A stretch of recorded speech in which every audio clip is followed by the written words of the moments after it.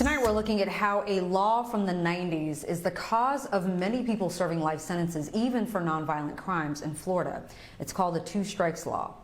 Now, Florida has nearly 14,000 people serving sentences of life without parole. That's nearly a quarter of all life sentences being served nationwide.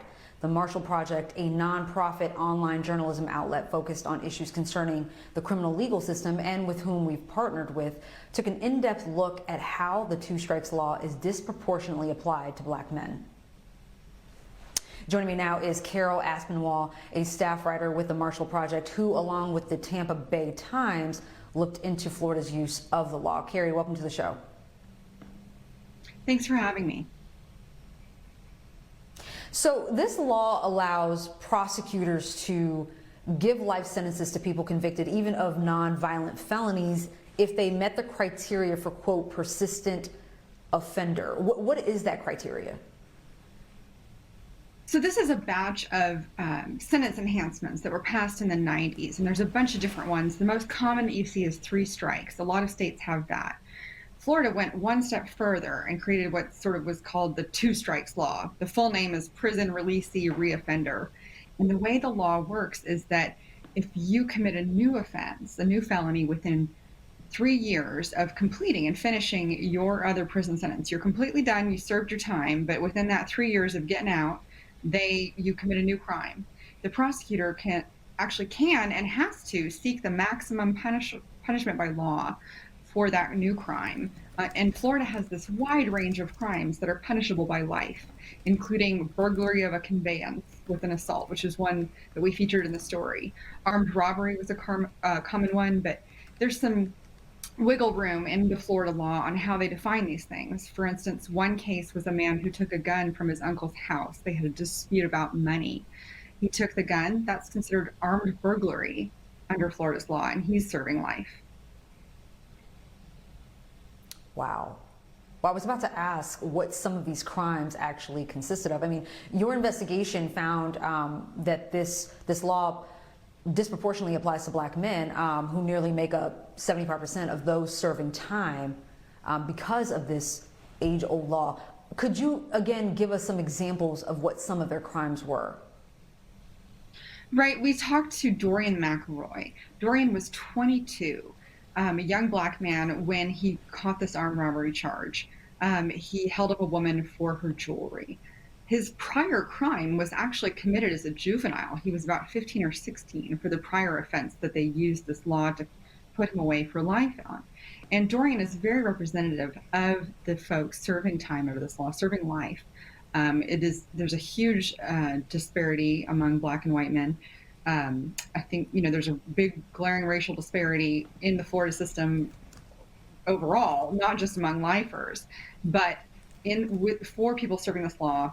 I think 54% of Florida's prison population is black, but with the 2 strike sentence, 74% of the lifers under that law are black. So, it's a pretty glaring disparity. And Dorian's case is a prime example of it. He's been locked up since he's 22. He's in his late 40s now.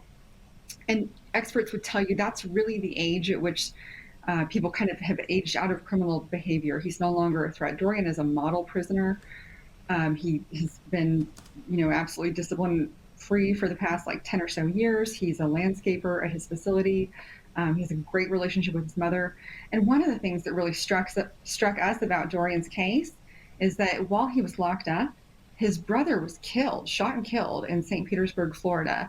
And the man who shot his brother actually served less time than Dorian does.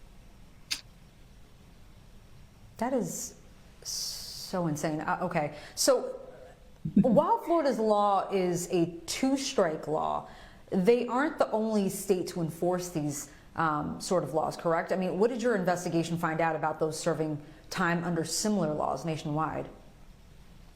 Yeah, so it's fairly common. 3 strikes laws were kind of a phenomenon of the 90s. Washington State was actually the first one. California ended up with one later, just a couple of years later. They've since rolled it back a bit. Georgia and Tennessee and some other states, I think, sort of have a version of it, but they're usually reserved for very violent offenses. Florida actually has another law called the habitual offender law and the violent felony habitual offender law. Florida has a 3 strikes law. It actually passed before this 2 strikes one. But they use it so rarely, they don't have to because they have all these other laws. When we looked at the data, there's only like 23 people serving life in Florida under their 3 strikes law, whereas there's, I think, some 8,000 people locked up under PRR, this 2 strikes law, and 2,100 of them are serving life under it. So it's, prosecutors sold it, and legislators, the guys that wrote this law, they sold it as being tough on crime. They said, well, we're tired of people, going into prison and getting out, coming back out and committing new crimes. And so we want this to be tough on crime. We want to get them, if they do one crime and then come out and do another, they don't learn the lesson, then we're going to put them back in. Well, the problem is, what we found when we looked at the data is you have a lot of things that look bad on paper, but they are crimes of desperation and drug addicts.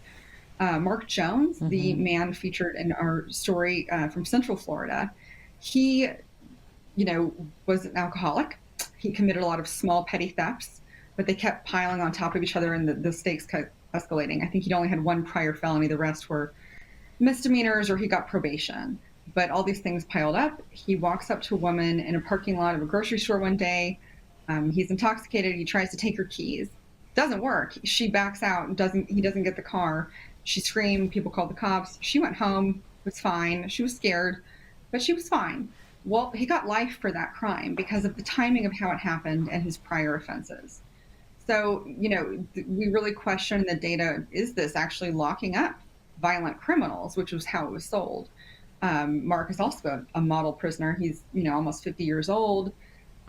He went through some traumatic things in life, which is not uncommon for people who are locked up in prison. A lot of these guys were drug addicts. They were suffering.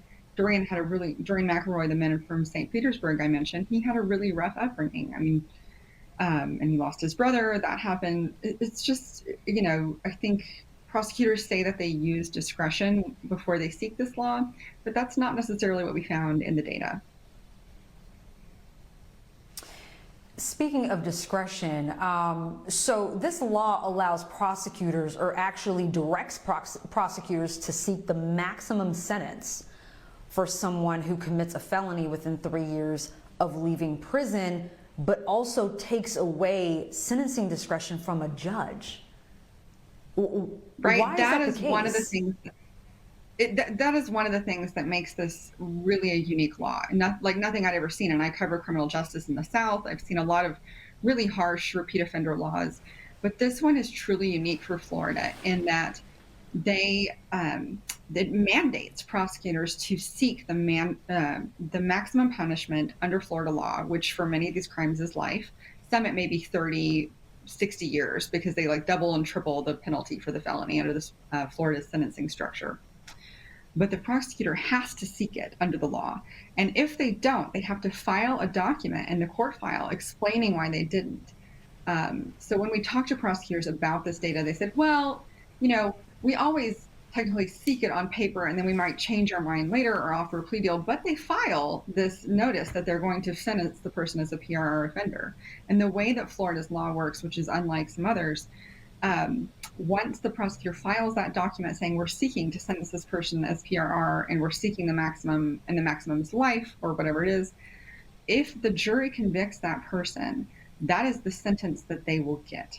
There is no room for the judge to alter that sentence. They have no ability. And you see it when you go through the archives of stories covering this law in Florida.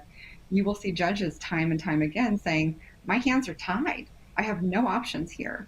And one prosecutor, when we asked him about some of these cases, he said, yeah, this is really why I wish we had parole in Florida, because that's another thing that's really unusual about Florida. In other states that have these kind of laws, you might have a parole system where if somebody gets an egregious or excessive sentence and really turns their life around while incarcerated, or maybe they pled guilty to an offense that they didn't do or were wrongly convicted, there might be a parole board who could look at that case and examine the facts and examine what the person has done and maybe let them out early. They really, have turned their life around.